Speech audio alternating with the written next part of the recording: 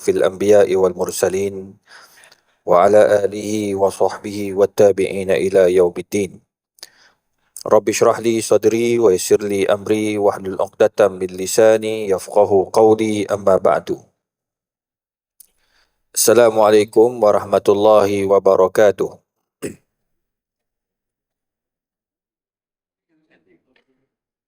InsyaAllah pada hari ini kita akan sambung kuliah kita dalam buku karangan Profesor Dr. Yusuf Al-Qaradawi yang bertajuk Halal dan Haram dalam Islam. Tajuk perbincangan kita pada hari ini ialah apa yang diharamkan dari sebab ipaduai. Ini merupakan perkara-perkara yang melibatkan hukum hakam, suami isteri dan juga keluarga adik-beradik, sebelah suami ataupun isteri. Apa yang termasuk di dalam kategori ini ialah ibu, isteri atau ibu mertua. Pengharaman ini berlaku sebaik sahaja dilangsungkan akad nikah kepada anak perempuannya.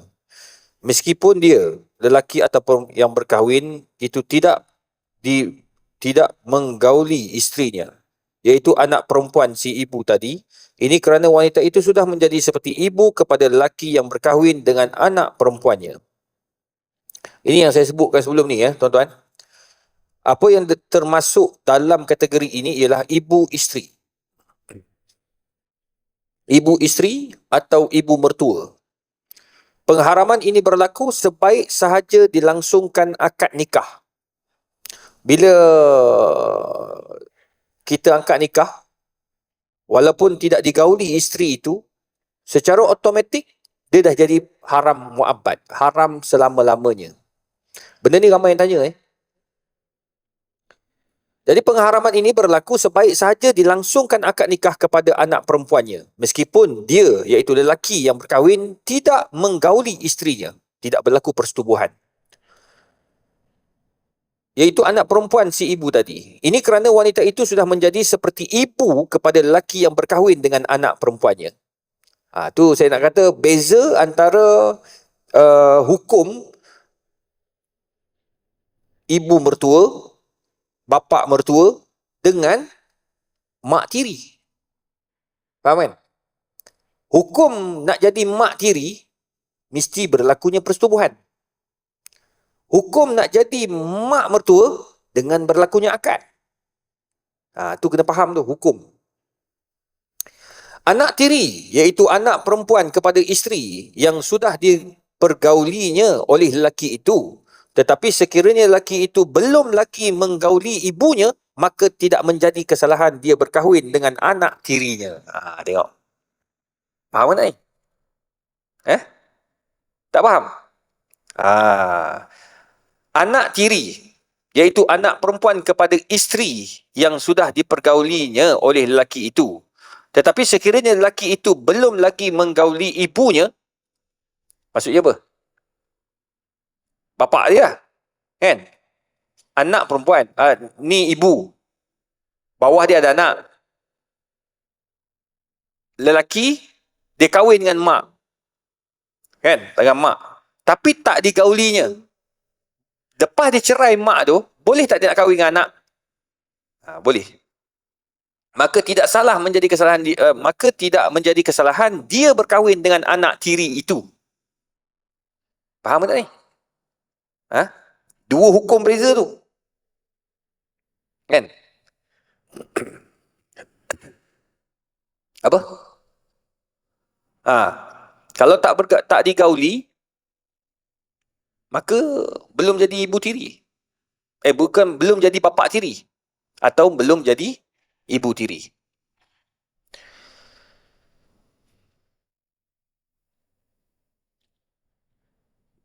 Okey.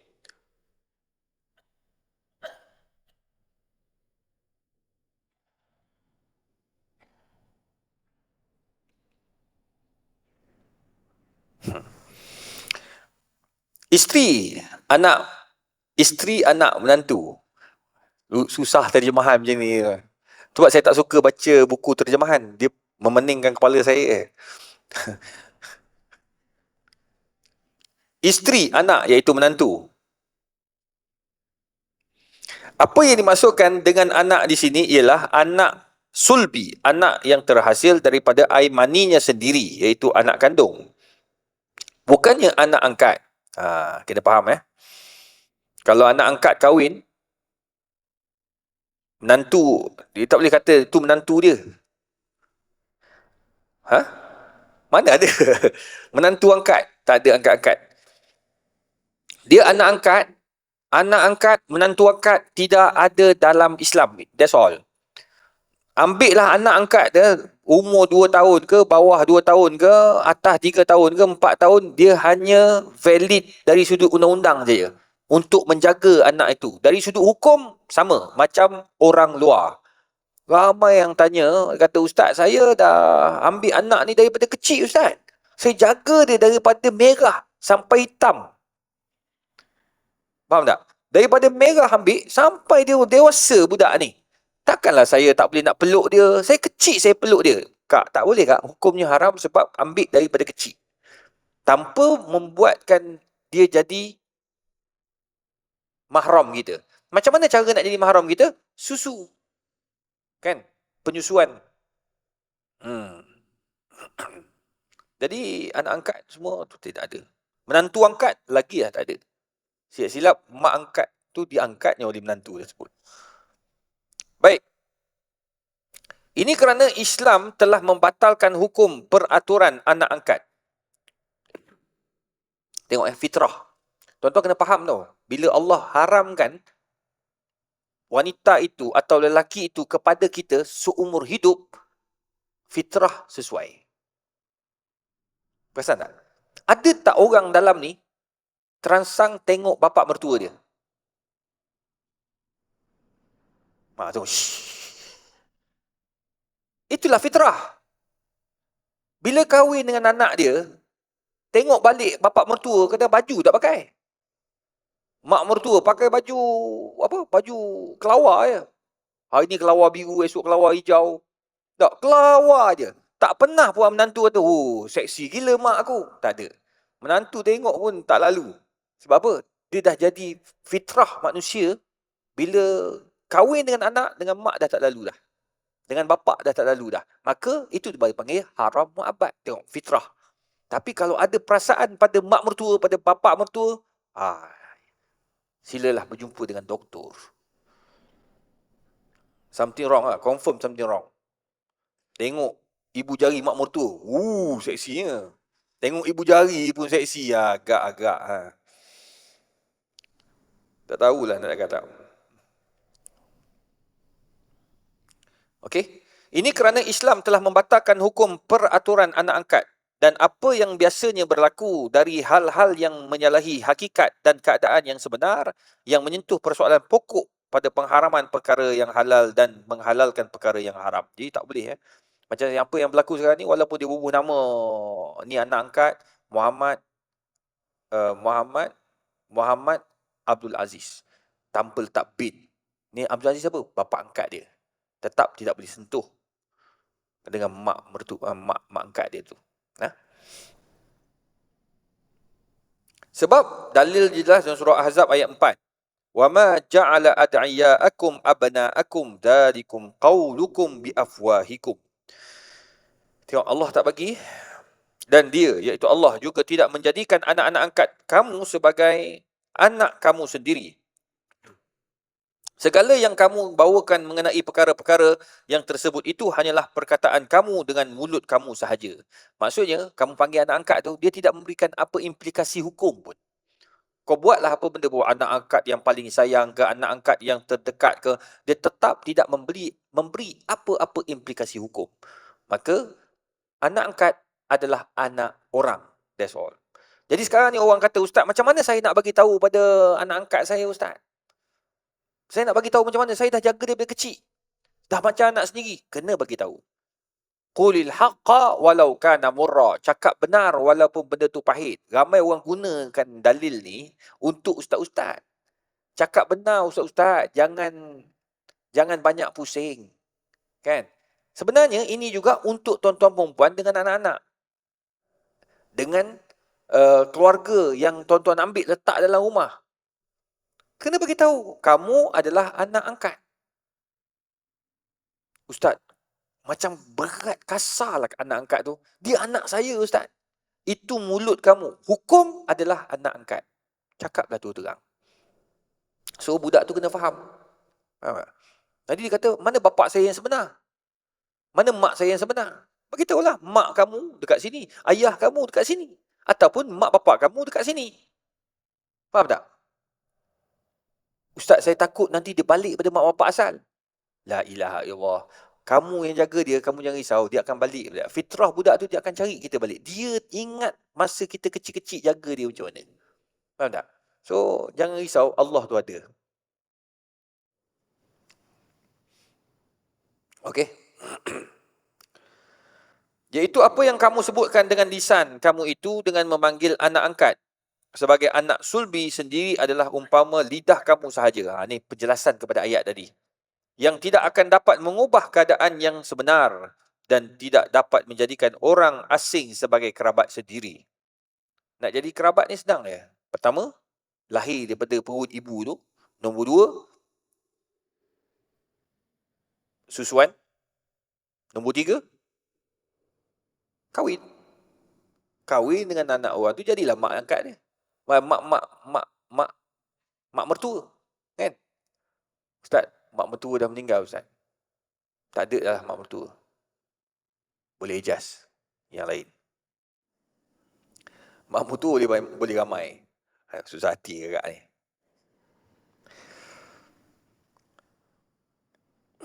Yang tak boleh tambah hanya mak betul je. Itu sebab hukum mak kandung lebih tinggi berbanding ibu-ibu yang lain. Faham tak? Sebab mak kandung tak boleh ditukar ganti. Dan tak boleh tambah. Tak boleh cari yang lain. Faham tak? Apa? Apa yang satu?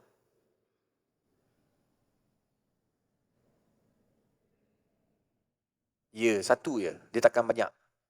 Satu tu je. Ya, Puan? Apa?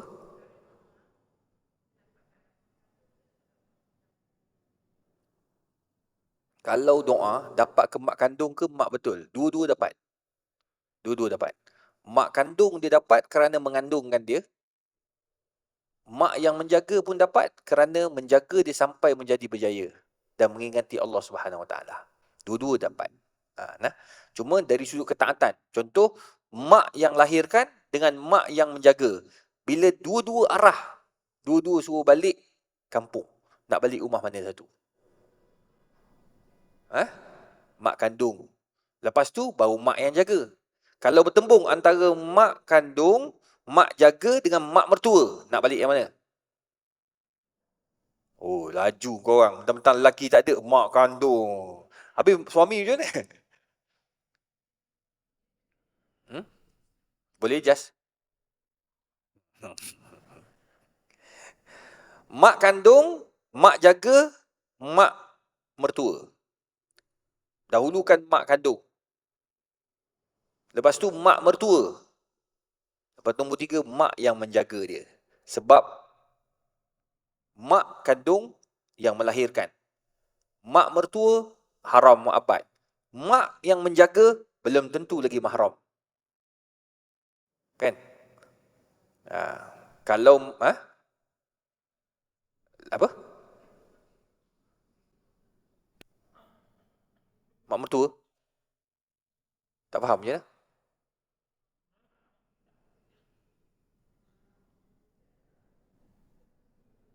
Kalau kita perempuan ikut suami lah.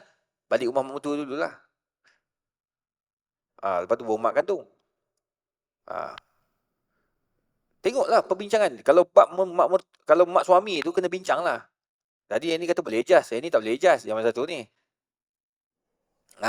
Apa-apa pun, yang bab suami isteri tu bincang. Cuma kalau dia suruh hukum asal, pertama, mak kandung. Lepas tu, mak mertua. Nombor tiga, mak yang menjagakan. Memelihara dia.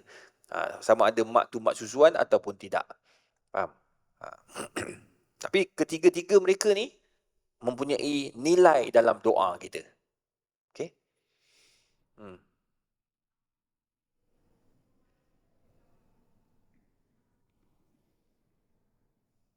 Wajib, sebab ia melibatkan keturunan. Wajib memaklumkan kepada anak angkat bahawa dia adalah anak angkat.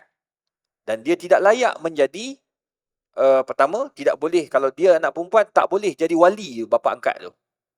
Nombor dua, kalau lainan jantina, dah tidak boleh pegang, tidak boleh serumah berdudukan dalam rumah.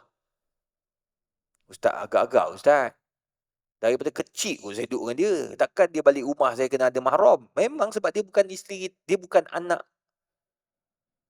kandung. Boleh tak mak angkat tu nak kahwin dengan anak kandung dia? Lah, buat terkejut pula. Suami bapa angkat ni meninggal. Maka anak ni pula meningkat dewasa. Umur dah 23, 24 tahun. Handsome pula. Kan? Jadi mak angkat ni kata, "Jomlah kita kahwin dah." Boleh tak? Tak senyum semua. Boleh tak boleh? Jangan cakap susu. Susu tak masuk. Susu ni mak susuan. Ni mak angkat. Mak susuan dipanggil mak susuan. Kalau mak angkat tidak ada susuan dan bukan daripada rahim. Tu kena faham istilah tu. Baru hukum tu faham. Ni kalau tuan-tuan campur susu dengan mak angkat, pening lah kepala saya. Mak angkat tidak ada hubungan mahram. Tidak ada hubungan langsung dengan kita. Dijaga saja budak tu. Maka, anak angkat boleh kahwin dengan bapa angkat, anak angkat boleh kahwin dengan mak angkat. Dan boleh berlaku juga, anak angkat menjadi madu dia pula lepas tu. Boleh tak? Boleh sebab dia bukan mahram. That's why kena hati-hati. Faham? Tapi jaranglah orang buat macam tu. Dari sudut logiknya orang tak buat. Tapi hukum boleh tak? Hukum boleh. Anak susuan memang tak boleh buat apa-apa. Haram anak susuan sama macam haram anak betul. Yang bezanya mereka tidak ada hak untuk harta waris. Itu je. Okey? Apa dia? Hibah. Hibah boleh. Hibah boleh, wasiat boleh. 1/3. Okey? Seterusnya, menghimpunkan perkahwinan antara dua orang saudara. Ni macam mana pula ni? Antara yang diharamkan Islam ke atas seorang Muslim dan perkara yang seumpama ini berlaku ketika zaman jahiliah lagi, iaitu mengumpulkan antara dua beradik dalam satu akad nikah. Atau dengan kata lain, iaitu beristerikan dua beradik dalam satu masa. Itu tak boleh. Ini kerana ikatan persaudaraan sangat dititik beratkan oleh Islam supaya sempurna dan berkekalan antara keduanya. Kerana tidak dapat tertanggung sekiranya yang satu menjadi madu kepada yang lain antara dua beradik tersebut. Dalam kitab suci Al-Quran Al-Karim telah menyatakan dengan jelas dan terperinci tentang pengharaman mengumpulkan dua beradik dalam satu akad nikah. Dan sabda Nabi SAW, la yujma'a bainal mar'atu wa ammatiha wala bainal mar'ati wa khalatiha. Tidak boleh dikumpulkan atau dimadukan antara seorang wanita dengan ibu saudaranya dari sebelah bapanya dan juga dari sebelah ibunya. Kemudian Nabi SAW juga menjelaskan, innakum in fa'altum dzalika qata'tum arhamakum. Bila kamu buat perkara tersebut, kamu telah memutuskan suatu rahim antara dua beradik. Na'udzubillah. Benda ni berlaku macam mana tau? Saya kadang-kadang bila baca ni kan, dulu masa zaman belajar, saya kata, ada ke orang nak kahwin adik-beradik? Saya terkejut bila masa saya kat Port Dickson, wartawan sebuah majalah, sebuah akhbar telefon, dia kata berlaku dekat sebuah negeri. Negeri ni dekat dengan Thailand. Dia kahwin dengan anak lelaki, dia kahwin dengan adik, dia kahwin dengan kakak. Dah ada anak dengan kakak ni. Adik adik adik ipar ni memang daripada kecil dia duduk dengan dia. Daripada sekolah menengah gitu, duduk dengan dia sampai masuk universiti. Lepas masuk universiti masih duduk dengan dia. Dah terlalu rapat, rupanya babang ipar ni bercinta juga dengan adik ipar. Sebab apa? Sebab adik ipar ni yang duduk jaga, kan kakak kerja. Kakak kerja. Jadi yang sediakan makan dia, kakak bagi tahulah. Kau jangan lupa abang kau nak keluar pergi pejabat, sediakan. Akak dah sediakan. Dah masak kau panaskan nanti kan kau letak atas meja. Sediakan kopi macam tu. Dia tu buat selalu. Lama-lama yang layan suami ni siapa? Adik ipar. Adik ipar pula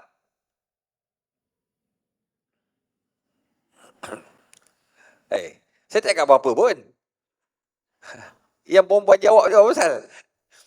Adik ipar ni pula pandai. Rupanya dia dah jatuh cinta. Nak kahwin dekat Malaysia tak boleh. Dia pergi ke Thailand. Kahwin dekat Thailand. Dapat merahsiakan benda ni selama 3 tahun. Rupanya adik perempuan ni dah kahwin dan mempunyai anak 2 orang. Saya tak faham macam mana boleh jadi macam ni. Macam mana? Kalau dah cerai lain. Jadi wartawan tanya macam mana? Saya confused. Macam mana boleh jadi macam ni? Dia kata, tak, inilah reality Ustaz. Cuma dia tanya apa hukum anak tu? Satu. Anak yang lahir daripada isteri kedua tu. Isteri kedua bukan kahwin. Kalau ikutkan tu dah zina. Perkahwinan tu batal. Memang tak sah lah. Sebab isteri pertama ada. Dapat tangkap. Bila dapat tangkap, jadi isu lah. Pelik. Apa? Cerai yang mana? Tak ada. Yang isteri pertama kekal isteri. Al-aslu baqa' makan ala makan. Yang pertama tu memang isteri dia. Yang kedua bukan isteri dia. Memang bukan isteri pun. Dan perkahwinan kat Thailand tu tak sah. Jadi macam mana boleh sah kan? Sebab dia pergi ngaku dekat Thailand bahawa dia tak ada isteri. Saya bujang. Padahal dia isteri ada. Kan pelik tu. Kesan dia kepada anak-anak.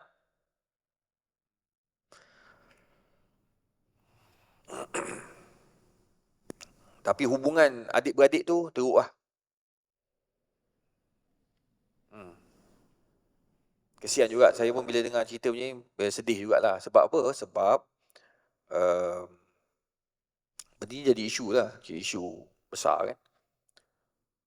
Dia apabila ibu bapa tak ada.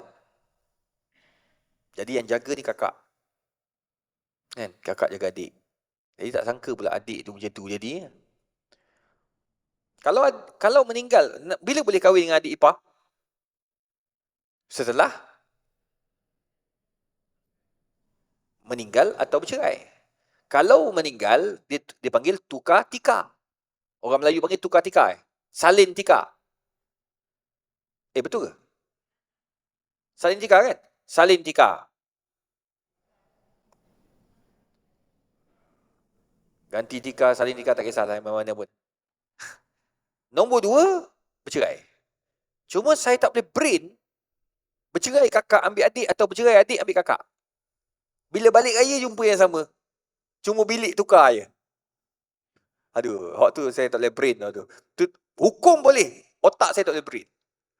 Kata macam mana balik orang yang sama. Alang-alang, balik yang lain pula kan. Tu macam-macam lah dunia ni. Inilah dunia. Apa? Sama lah. Kalau adik-beradik tiri, sebapa, seibu atau sebapa, tu pun tak boleh. Kalau tak ada kaitan, tak apa. Bapak lain, mak lain. Tu tak ada masalah. Tengok, Nabi kata apa? Innakum in fa'altum zalika qata'tum arhamakum. Bila kau buat benda tadi, kahwin dengan adik-beradik, kumpulkan satu adik-beradik dan satu rumah tangga, itu kamu dah putuskan hubungan silaturahim. Maknanya Nabi pun tahu uh, poligami bukan cara untuk menyatu padukan. Cara poligami juga boleh merabakkan uh, rumah tangga ataupun kasih sayang antara adik-beradik. So tak boleh lah. Kalau ikut kat sini dengan mak saudara. Zaman sekarang ni mak saudara sama umur dengan anak saudara. Tapi mahram kan? Mahram kita. Mahram dia panggil mahram pula apa? Dia panggil haram muakkad. Mak saudara isteri. Sekarang ni saya ada mak saudara isteri. Isteri punya mak saudara. Saya boleh salam tak dengan mak saudara saya? Tak boleh. Kan? Itu dipanggil mak saudara sabit. Disabitkan mak saudara itu disebabkan isteri. Apabila isteri tidak ada, maka tiadalah kesabitan itu. Itu dia jelas. Jelas kan? Okey. Seterusnya, wanita yang haram kita berkahwin. Ini pun satu benda lagi. Wanita yang bersuami, selagi dia masih berada dalam akad nikah suaminya, tidak boleh. Tidak boleh baginya untuk berkahwin dengan lelaki lain.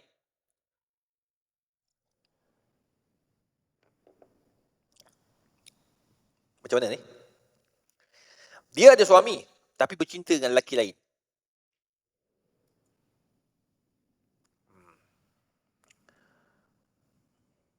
Apa? Girlfriend?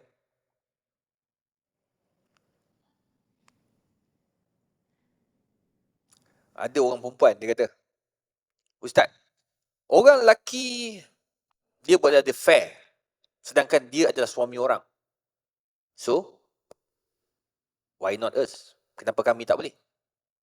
Kami boleh. Dia punya lain semangat dia tu. Lelaki boleh ada affair, I pun boleh. I pun laku tau. I pun laku.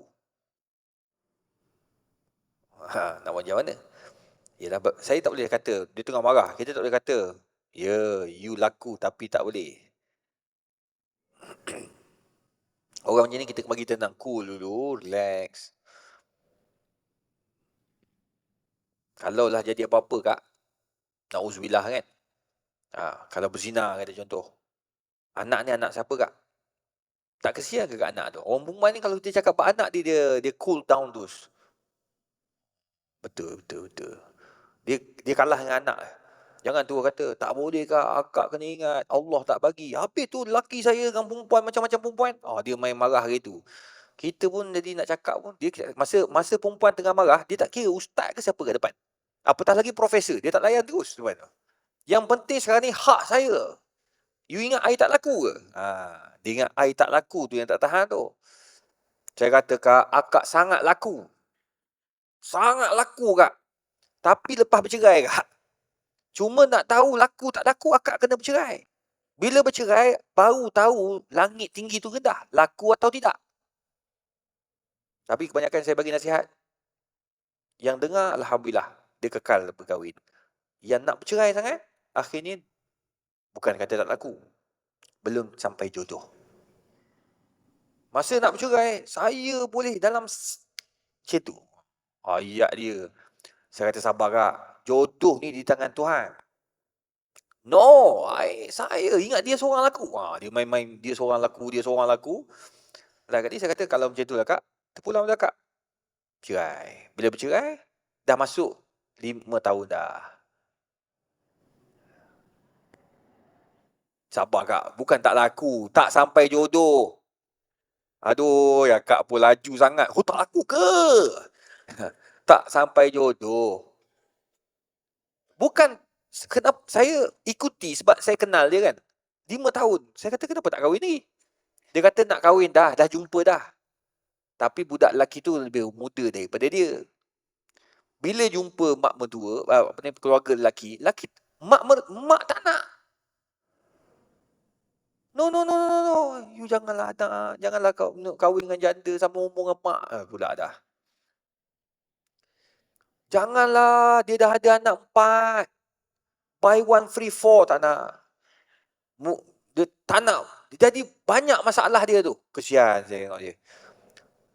Lah kan dia bagi tahu saya baru ni, saya pergi Mekah kan. Minta tolong, doakanlah kalau ada calon-calon yang umur setara, maknanya dia tu duda ataupun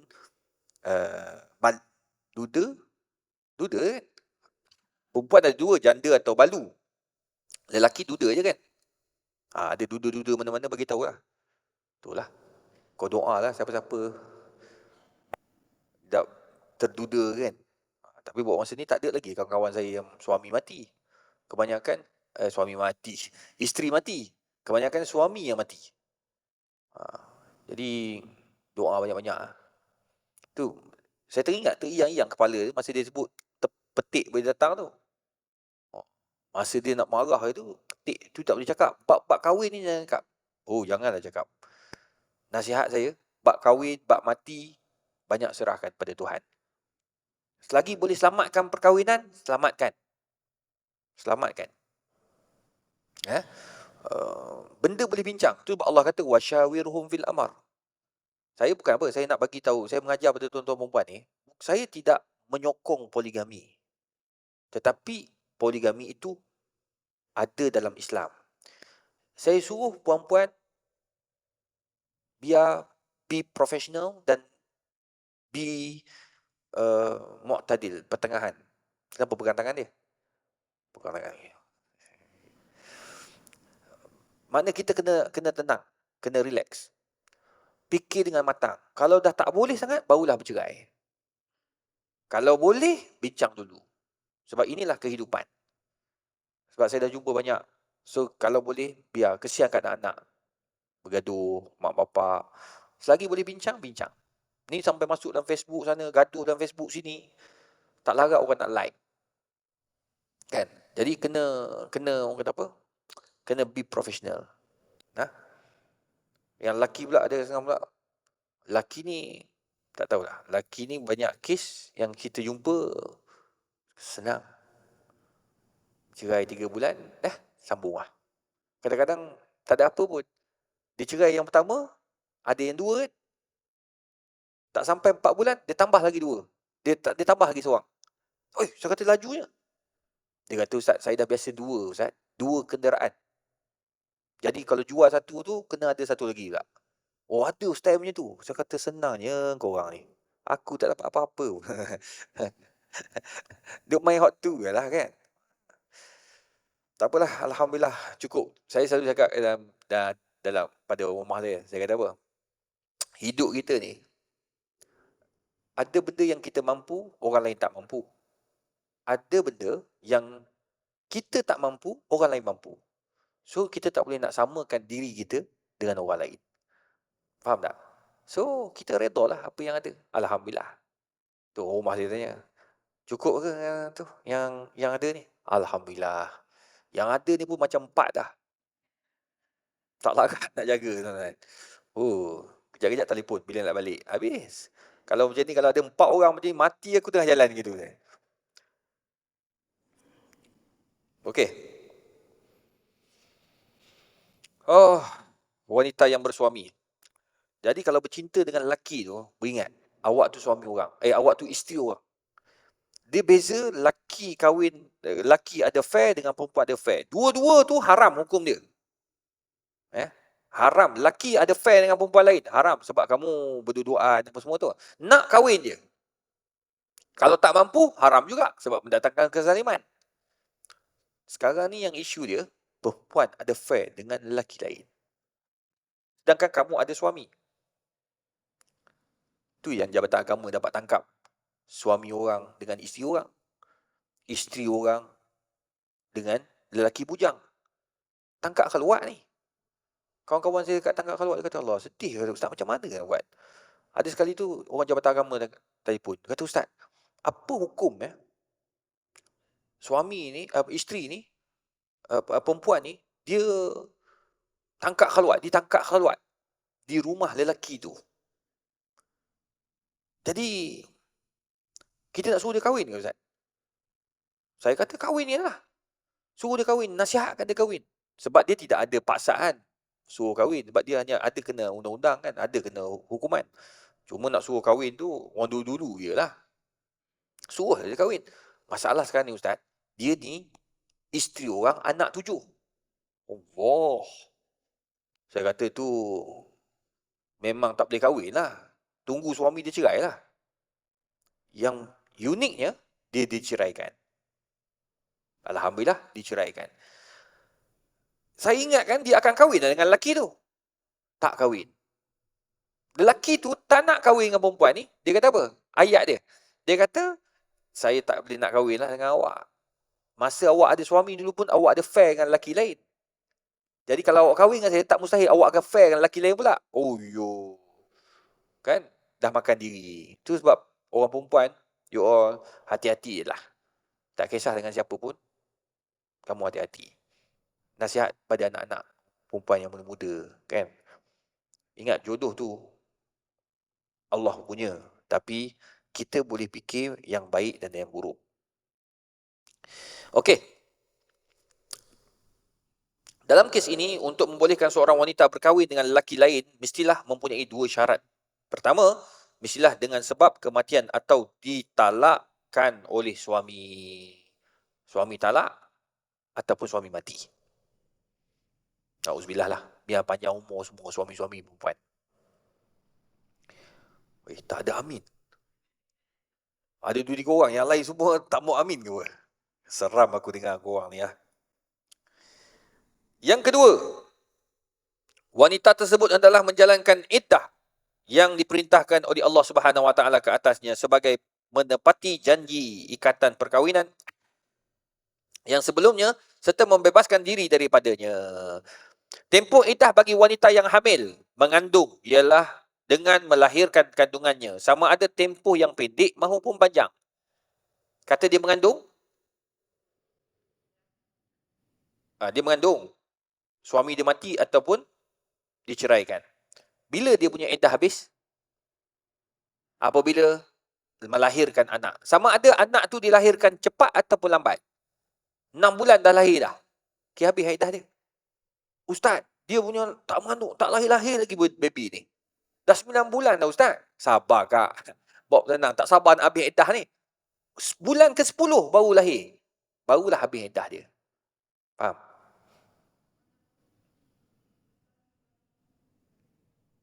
Bisa. Pendek atau panjang? Men. Bagi wanita yang kematian suaminya, dia mestilah beriddah selama 4 bulan 10 hari. Ya. 4 bulan 10 hari. Manakala bagi wanita yang ditalakkan pula, mestilah suci dengan 3 kali haid.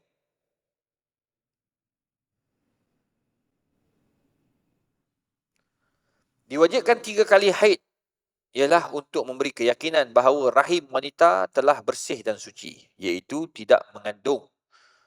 Ia bertujuan untuk mengelakkan kebimbangan sekiranya air mani suami terdahulu masih terlekat di rahimnya, bagi mengelakkan pencampuran baka keturunan. Wanita yang dikecualikan daripada syarat ini ialah isteri yang masih kecil, yang kecil-kecil, yang kecil, atau wanita yang sudah terlampau tua.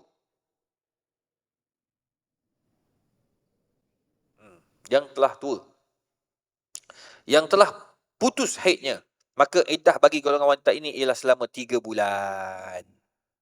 Ini perempuan yang tua, yang tak ada haid dah, dan perempuan budak yang masih kecil, yang tak ada period.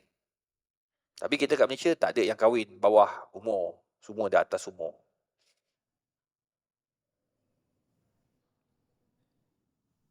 Apa logik? Tak ada logik. Sebab Allah sebut dalam Quran, arba'atu asyhurin wa asyra. Orang perempuan yang mati suami mesti 4 bulan 10 hari. Apa logik dia?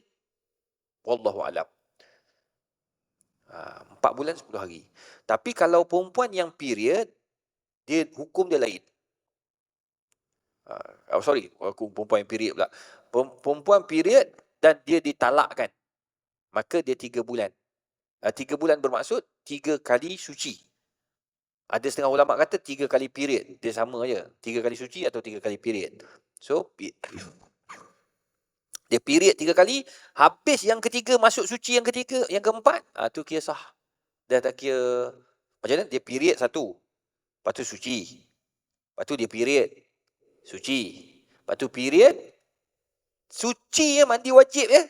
Yeay, merdeka. Merdeka macam tu lah.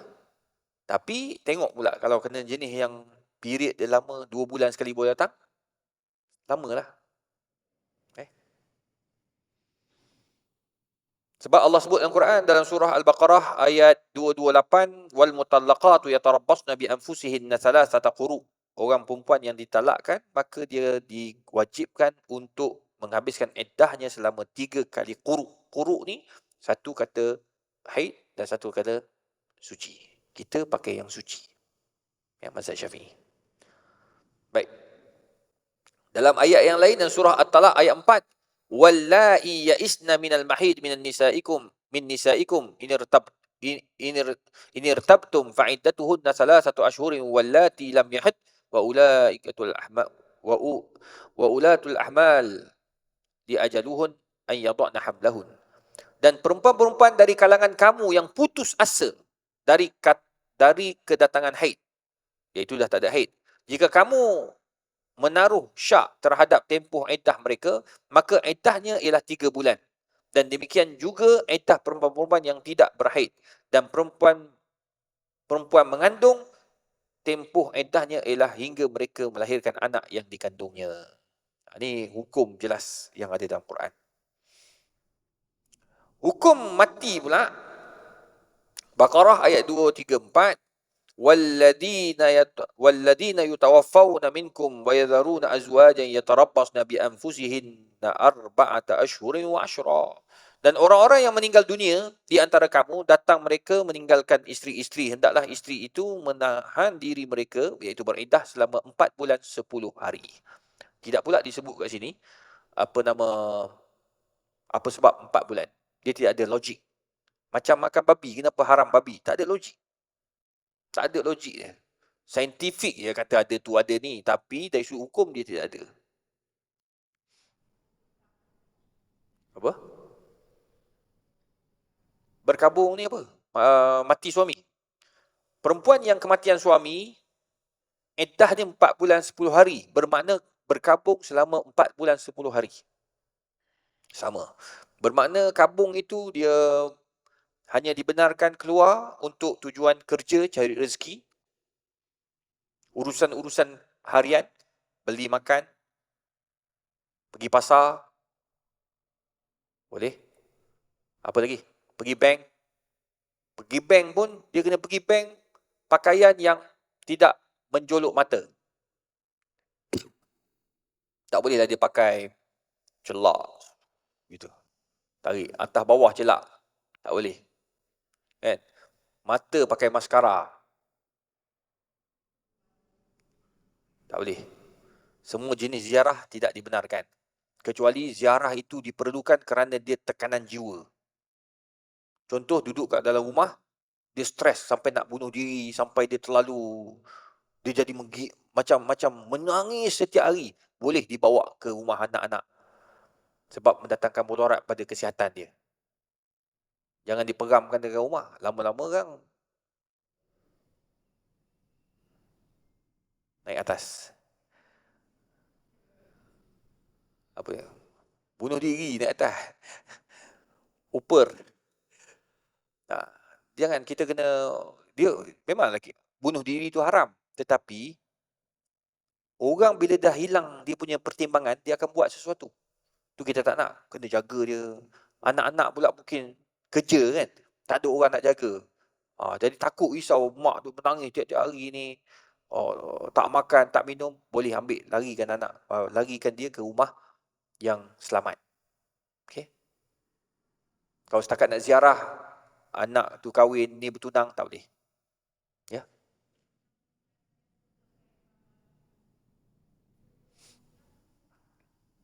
Tak ada. Dia jangan berhias melampau je. Kalau yang dah biasa pakai masa kahwin dulu, masa suami ada, dia pakai selai 2-3 gelang tu, tak apa.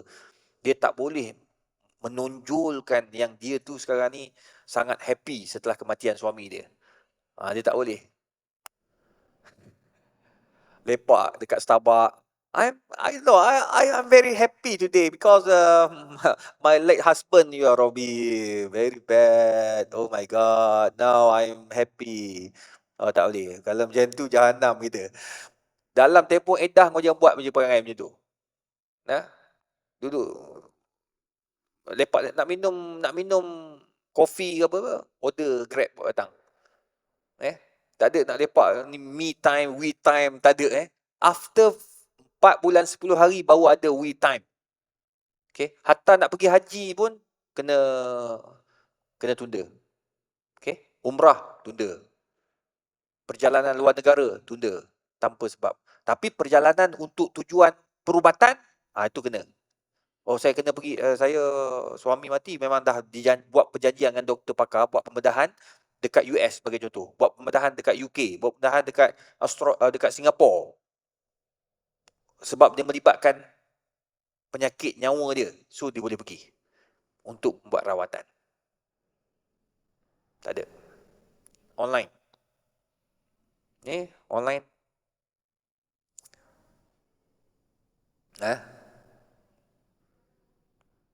Tak perlu.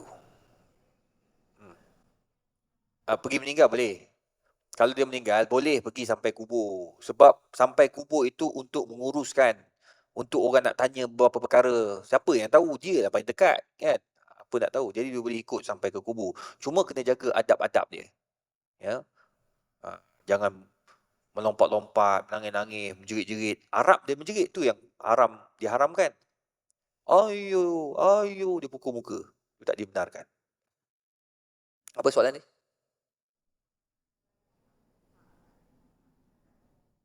Dan tak perlu pun. Nak ziarah kubur lepas habis iddah. Jangan keluar daripada rumah tanpa sebarang keperluan yang mendesak. Itu maksudnya. Okey? Ya, puan.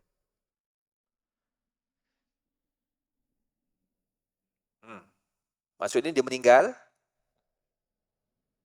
Ya, di ke bumi selesai urusan, dah balik rumah, settle. Ni sampai dekat suami meninggal, duduk kat hospital, tak pergi. Astaghfirullahalazim, saya tak boleh keluar dah. Suami saya dah mati. Habis apa nak buat urusan dekat hospital tu? Kan? Nak maklumat, boleh pergi, tak ada masalah. Dipanggil pengurusan jenazah. Dalam tempoh pengurusan jenazah, boleh kita pergi. Kalau ada orang nak tanya, semua masa tu orang yang menghadapi kematian tahulah. Kan? Saya sebagai anak masa arwah ayah meninggal, arwah ayah saya kena heart attack. Mengejut dekat hospital Alur Gajah. Mak ada. Bila doktor tanya nak keluarkan dia kan, nak keluarkan dia dari hospital tanpa membuat pembedahan postmortem, banyak dia tanya, saya tak boleh jawab. Sebab yang tahu mak saya. Penyakit apa ubat dia makan. Faham tak? Jadi mak kena ada kat situ. Mak duduk kat tepi. Sekali saya tanya. Mak saya pula kadang, bila suami meninggal, dia tiba-tiba macam blind. Mama, tak ingat dah. Anak-anak duduk kat tepi, peluk-peluk lama, baru ingat. Ubat ni warna kuning. Dia akan ingat. Kuning. Ingat kuning pun okey tu. Tu maklumat tu. Faham tak? Doktor ni kita bagi tahu kata dia pakai ubat kuning. Oh okey, ubat tu dia pun tulis, dia tahu dah ubat doktor apa dah, kan? Orang yang tahu, yang melalui alam tersebut, dia tahulah suami yang meninggal, kan? Jadi kadang-kadang kita sebagai ustaz-ustaz yang bagi hukum, bagi ceramah ni, dia kena faham situasi tersebut juga. Dia jangan hanya keluarkan hukum tapi dia tak merasai perasaan orang tu. Sebab tu Nabi bila menjatuhkan hukum, Nabi mengerasai situasi keadaan tersebut. Nampak tak? Tu sebab Nabi SAW, dia punya apa saja yang Nabi bagi hukum, sampai hari ni boleh pakai. Faham tak? Sebab apa? Sebab Nabi memberi hukum itu sesuai dengan kemampuan manusia untuk menanggung. Kan? Wallahualam. Tak boleh. Postmortem ni dia ada undang-undang. Tu undang-undang. Kita tak boleh nak avoid. Avoid boleh, tapi dengan syarat-syarat yang telah ditetapkan oleh pihak hospital lah. Ya. Itu kena tengoklah. Kalau katakan dia ada laporan hospital apa semua tu okey. Macam arwah ayah saya sebab dia ada laporan hospital. Telefon hospital USM, sebab dia buat kat USM. Lapor ubat dia semua kat USM, telefon USM pun hantar surat dokumen, dia kata dia penyakit gini-gini. Okeylah. Dia tak payah postmortem lah sebab dia dah ada dokumentasi jelas. Apa? Accident, mati mengejut, kan? Macam sahabat saya yang Dr. Sobri kan, yang tengah ceramah dia jatuh. Masa tu saya dekat Jeddah. Saya ada mesyuarat dekat Kuwait dengan Jeddah yang saya tak dapat datang bulan lepas. Itulah. Itu kena buat postmortem sebab dia meninggal dekat. Sebab apa postmortem? Sebab kita tak tahu dia mati sebab apa. Mungkin sebab air. Ada orang nak letak racun pun tak tahu kan. Ataupun silap makan. Tu kat situ orang akan dapat detect. Macam kawan saya seorang, dekat-dekat lah meninggal. Masa semua saya kat Jeddah. Kuwait dengan Jeddah. Masa kat Jeddah tu, seorang lagi.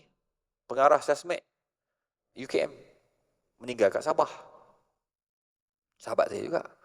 Dia macam tak sedap badan, dia turun ke reception ambil dia bawa di hospital, 5 minit je, hospital dekat sangat. On the way hospital dah meninggal lah dalam kereta. Allahu Akbar. Itu semua Allah nak tunjukkan. Wallahu a'lam. Ya.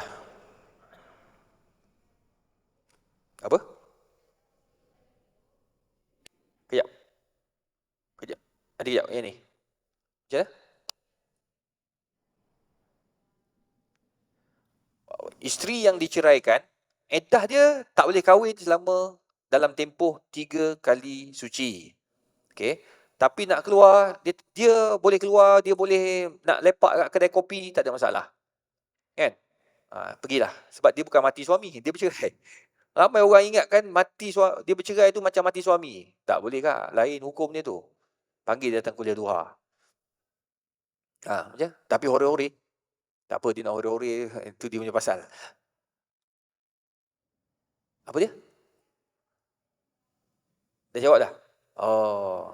Wah, ada hubungan kasih sayang Ya. Besan dengan besan? Okey. Besan puan kahwin dengan suami puan. Bagus soalan ni. Memecahkan situasi tenang dalam masjid yang mulia ini. Sekarang ni, besan puan tu dengan suami puan, apa hubungan keturunan dengan dia? Tak ada kan? So, dia bersalam tak sekarang ni? Boleh tak bersalam antara besan dengan besan? Perempuan dengan lelaki perempuan? Tak boleh. Bila tak boleh salam, maka boleh berkahwin.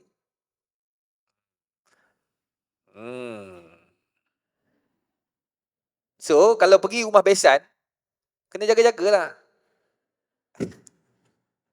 Tambah-tambah besan tu seorang kan. Ya, tiba-tiba suami kita nak pergi rumah besan je kerja. Ya.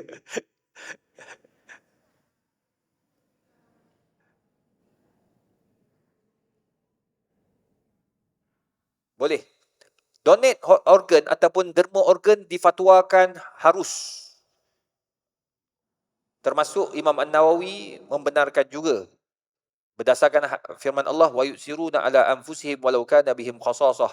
Mereka ini memberikan bantuan, pertolongan kepada mereka yang memerlukan walaupun mereka juga tertanggung kesusahan. Contoh, buah pinggang ada 2, kita ambil satu bagi kat orang. Boleh. Kita dah tinggal satu ni. So, risiko tinggi tau. Kita terpaksa kongsi rezeki kesihatan itu kepada orang lain yang sudah rosak kedua-dua buah pinggang. Boleh.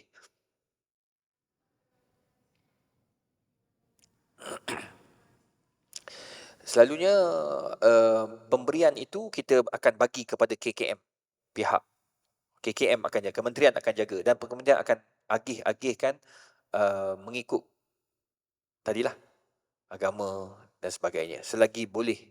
Kalau tak, umum, tak ada masalah. Kalau dia bagi kepada orang bukan Islam, kan? Bagi orang Islam, adakah kita akan dosa kalau dia minum arak?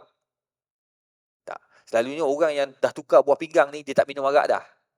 Sebab doktor dah pesan, kau tinggal satu, kau jangan makan dan minum arak ni. Rosak buah pinggang kau. Ni pun kau mujur, Kak Timah yang bagi. Hah? Kak Timah? Siapa Kak Timah? Dia pergi jumpa, terima kasihlah Kak Timah. Kenapa awak bagi? Saya terlalu terkesan dengan firman Allah dalam Al-Quran. Oh, dakwah sikit. Oh, sangat baiklah itu Al-Quran. Maka saya pun mau masuk Islam. Dah, kita berjaya mengislamkan orang dengan sumbangan kita tersebut. Itu dakwah. Itu dakwah lagi besar. Bukan cakap-cakap. Dia bagi anggota tubuh dia. Allahumma salli ala Muhammad. Nah, selalunya kita bagi mutlak. Kita bagi pada KKM, pandai-pandailah KKM tu dibagi-bagikan. Dibenarkan. Yang kata haram tu sebahagian pandangan. Tapi Malaysia tak pakai pandangan tu. Okey?